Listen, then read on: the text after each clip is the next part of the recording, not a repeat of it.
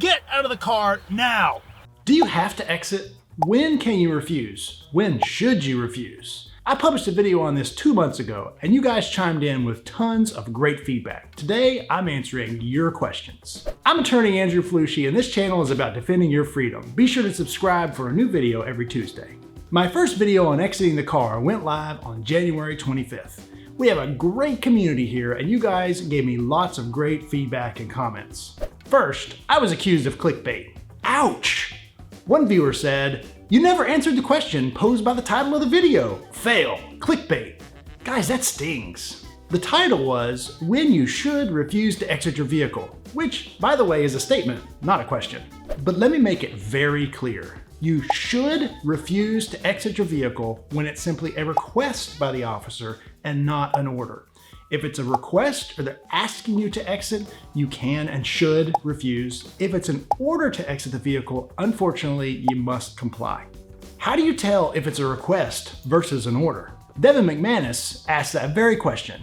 If an officer asks me to exit the vehicle and I'm not sure whether it's an order or a request, should I ask for clarification? Yes, I'd ask for clarification if you're not sure. Or you can simply refuse the first time, say no thank you. And if it's an order to exit the vehicle, the officer will almost certainly make it very clear that that was an order to exit and not a request. Carl had this to say, "I watched the whole video and didn't see the part about when you should refuse. When it's just a request, not an order, that doesn't seem very helpful. 2 seconds later, they make it an order. So are there any times when you can refuse an order to exit?" Here's an example from an actual client of mine.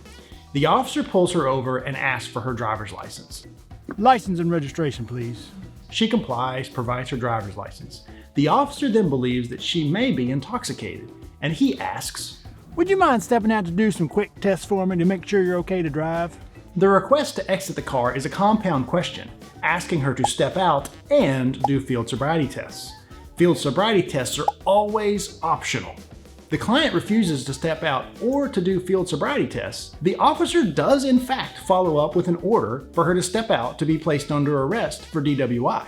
Now, she does have to comply with that order, and she does in fact get arrested. However, she has protected herself from providing incriminating information that the officer needs to justify that arrest. So yes, in some cases, the simple request to exit the vehicle may escalate 2 seconds later to an order to exit the vehicle. However, by simply asserting your rights and denying that initial request, you may very well be protecting yourself from crucial incriminating evidence that the officer needs to prove his case. Other viewers are concerned with the initial stop itself, like Paul's question. Mims talks about when you are lawfully detained. My question is, what if you don't believe you're lawfully detained? If I'm pulled over and the cop either can't or won't tell me what crime/infraction he or she suspects me of committing, how do I know it's a lawful detainment falling under Mims? This is a great issue to cover. You should not fight on the side of the road with the officer about whether his detention of you is lawful or not. The officer believes that she has detained you lawfully, or else she wouldn't be doing it in the first place, and she wouldn't be proceeding with an investigation.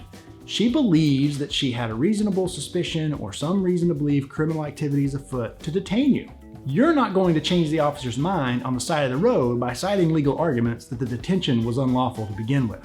If the officer gives you an order to exit the vehicle, you should simply comply at this point, and the officer and the prosecutor will have to prove in court that those actions by the officer were justified under the law. Comply, get through the situation, keep your mouth shut, and then call a great defense attorney. If the officer did not have a valid reason to detain you in the first place, the entire rest of the interaction should be suppressed as a violation of your Fourth Amendment rights. You should walk away free from any charges that followed after that illegal detention. However, the time to argue about that is in court and not on the side of the road. Another viewer, Floyd, wonders about eating Taco Bell. I think you missed the entire point of your video in the Supreme Court ruling Pennsylvania v. Mims. The police can order you out of your car during a traffic stop. But what if it is not a traffic stop? You are sitting in your car parked in front of your home or a friend's home. If you are parked on private property, like the parking lot at Taco Bell, eating your tacos you just bought there, and the inside dining area is closed. This issue goes back to the same thing that Paul brought up.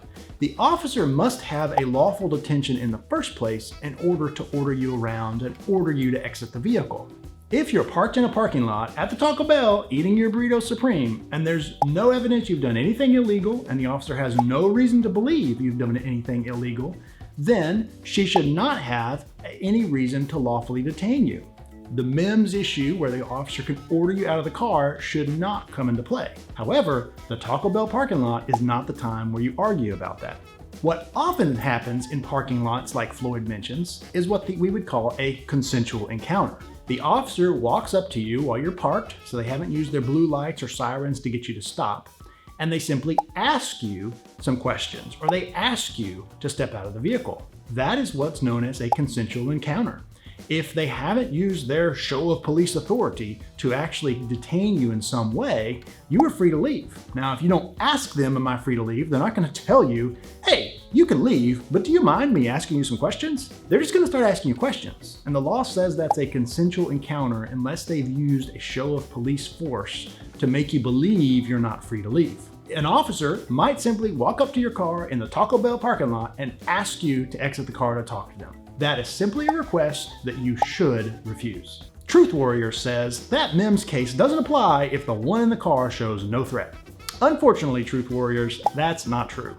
MIMS does not require that the police or the prosecutor show that the person they're ordering out of the car actually poses any threat to anyone. Under MIMS, the officer can order you out of the car simply because you might pose a threat without any showing of why they believe that. The police in the United States could have made Mother Teresa exit her car. Folks also wondered about protecting their vehicles when asked to step out of them. Jim asks, if I'm obeying an order to exit my car, can the police prevent me from rolling up the window and locking the door? Jeff asks a similar question. When you're ordered out of the vehicle, are you allowed to lock your doors? Can the police order you out and keep your door open? You can roll up your windows and lock your doors. I see no legal problem with that. But what is it going to accomplish?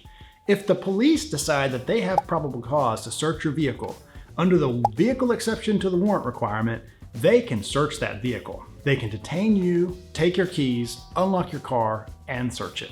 If the police decide that they have probable cause to arrest you, or there's an outstanding warrant for your arrest, they can search the area in the car that you could have accessed from the area where you were seated, which basically is the whole car. Maybe rolling up the windows makes sense, so it's not incredibly easy for the police to smell whatever may be still in the car. In areas where marijuana is still illegal, this could make sense. However, if you've gotten to the point where you've spoken with the officer at your window and he's ordering you to exit the car and you're complying with that, if there's marijuana in the vehicle or you've smoked marijuana recently, the officer has likely already smelled the smell of marijuana. Locking your doors and rolling up your windows seems like one of those moves that's trying to protect your rights, but I'm really not sure it gets you anywhere. And I believe that it would more likely simply irritate the officers at this stage of the investigation. On a related note, Prickly Pear asks, usually on a standard traffic stop, the driver may advise the officer they don't consent to search or seizures. However, once you open your door, just like at home, doesn't that provide the gateway for officers to search your vehicle without a warrant? No. Simply leaving your door open does not equal consent for the officer to search what's inside. That applies to your house and your car. In order to search your car, the officers in general would need probable cause to believe that contraband is inside. Simply opening the door does not give your consent for the police to search, whether it's your house, your car, or your barn.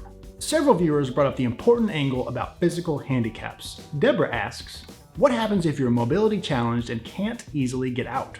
This is a rare time when you should probably talk to the police. If you have a mobility issue or handicap where it's extremely difficult or cumbersome to exit the vehicle, you should probably tell the officer about that issue before you attempt to get out. The officer may change their mind and have you remain seated in the vehicle, or they may persist with their order for you to exit the vehicle. James Bond, asks, what if you had a lower extremity injury and you use a cane? The cane is required to help you, but it could be a weapon. What then?